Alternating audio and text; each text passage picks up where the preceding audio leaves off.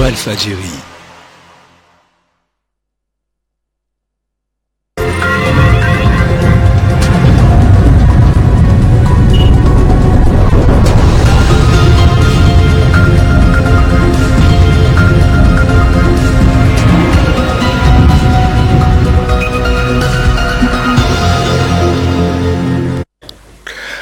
Mesdames et messieurs, bonjour. Merci de rester fidèles au programme de Walf.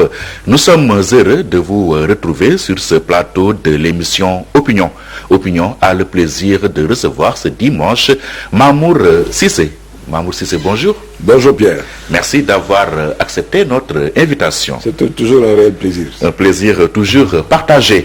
Vous êtes opérateur économique, secrétaire général du PSD Djamtibi, ancien ministre d'État, ancien député et vice-président de l'Assemblée nationale. D'ailleurs, c'est cette dernière casquette qui va nous intéresser à l'entame de cet entretien. L'Assemblée nationale est au devant de l'actualité dans le cadre de la procédure de levée de l'immunité parlementaire d'Ousmane Sonko, accusé de viol et de menaces de mort par la nommée Adji Sarr. Seulement, il y a eu une vive polémique à l'Assemblée nationale, née du fait que le procureur a visé X dans son réquisitoire. Pour les députés de l'opposition, alors, l'Assemblée nationale ne doit pas instruire la levée de l'immunité du député dont le nom n'est nullement mentionné. Qu'en pensez-vous en tant qu'ancien député? Vous avez fait 5 ans à l'Assemblée nationale lors, je le précise, de la 12e législature. Mais parfaitement, mais dire simplement que quelque part c'est de la diversion.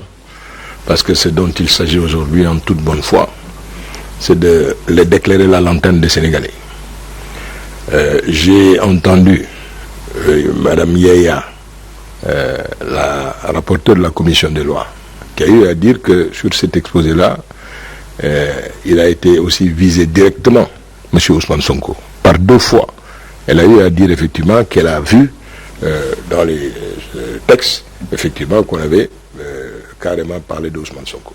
On le porte à la connaissance du public. Ça, je pense que le problème est réglé, non? Ben, en toute bonne foi. Alors, je pense que les gens ne peuvent pas s'empêcher des fois de faire de la politique politicienne. Mais ce qu'il faut retenir en dehors de toute cette théâtralisation, c'est qu'il est important aujourd'hui... Théâtralisation.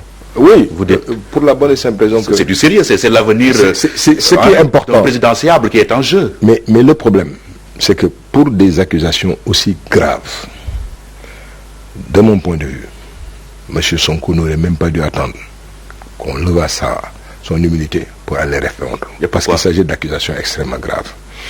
Je ne l'ai pas fait. C'était un minimum, effectivement, de déférer à ces convocations-là pour que la vérité éclate. Et quelle que puisse être la situation aujourd'hui, nous savons qu'il y a un processus qui est enclenché et cette affaire-là ira jusqu'au bout parce que les Sénégalais ont soif effectivement de connaître cette vérité-là. C'est un complot pour dire au sommet de l'État. Il cite nommément le président Macky Sall. Mais en toute bonne foi, est-ce que Madame, comment elle s'appelle, Sarr, a visé Abdoul Mbaye, qui est dans l'opposition radicale? Est-ce qu'elle a visé Moustapha Guirassy? Est-ce qu'elle a visé Mamour Cissé? Non. Nominativement, elle a parlé de Ousmane Sonko, qui est un homme public, qui est un député et qui a des ambitions par rapport à ce pays-là. Mais il doit répondre de tout cela.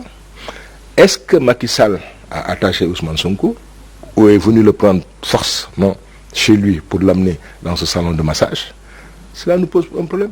La présomption d'innocence est consacrée par notre Constitution, par notre droit, et même aussi par rapport à un réflexe que tout bon Sénégalais devait avoir. Je ne souhaite pas que ce qui lui est arrivé puisse arriver, moi, à mon pire ennemi.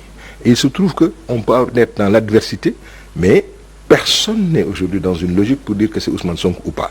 Mais nous respectons les droits de Ousmane Sonko, autant nous devons respecter les droits de la femme qui a eu à faire des accusations aussi graves.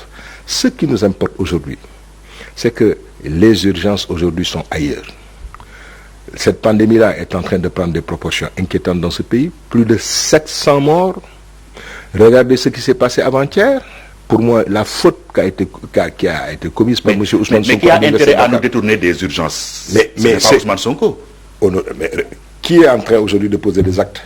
Lui-même, par rapport à son parti, par rapport à ses partisans. Mais Pierre-Edouard, regardez ce qui s'est passé avant-hier à l'université. Ça va nous amener à des clusters extraordinaires. Dans 10 jours, ce qui va se passer à l'université, Dieu seul sait ce que c'est. Est-ce que les gens qui sont enclins, surtout cette société civile, donneuse de leçons, on ne les a pas entendus condamner, dénoncer ce qui a été fait avant-hier par M. Ousmane Sonko à l'université de Dakar? Vous avez vu qu'ils n'ont pas respecté les distanciations, il n'y avait pas de masque. Alors qu'on a interdit des rassemblements. Ce qui s'est passé avant-hier à l'université, comment l'interpréter? Si Macky Sall était un dictateur, vous pensiez que M. Ousmane Sonko allait passer la nuit chez lui, en paix? Qu'est-ce qu'il aurait Mais dans un autre pays, mais on allait lui demander des comptes. Parce que quand même la loi... à l'université, voir un sympathisant... C'est un sympathisant. Vous avez vu les reportages? Vous avez vu toute cette foule-là? C'est-à-dire, c'est très sérieux. Il y a des choses qu'on ne peut pas politiser. Moi, ce qui s'est passé avant-hier me choque. Et je pense que ça a dû choquer bon nombre de Sénégalais. Parce que c'est quoi il s'agit? Il s'agit aujourd'hui du devenir et de la pénibilité de beaucoup de choses. Nous allons avoir des nombres de morts. Mais l'essentiel de ceux qui étaient là-bas vont retourner chez eux pour infecter les parents et grands-parents. Ces morts probables-là, on va les mettre tous sur le dos d'Ousmane Sonko. Écoutez, ce qui s'est passé avant-hier la thèse à du l'université complot de Dakar, ce qui s'est passé à l'université de Dakar est extrêmement grave. Et vraiment, Pierre, il faut avoir toute cette lucidité-là. Ce qui s'est passé avant-hier est inadmissible. Et je n'ai vu aucun des partisans de Ousmane Sonko dénoncer cette attitude-là, qui est extrêmement grave. Est-ce que vous avez envie de vous dire, mais où est l'État? Mais absolument. Pour le cas d'espèce, je n'ai pas compris.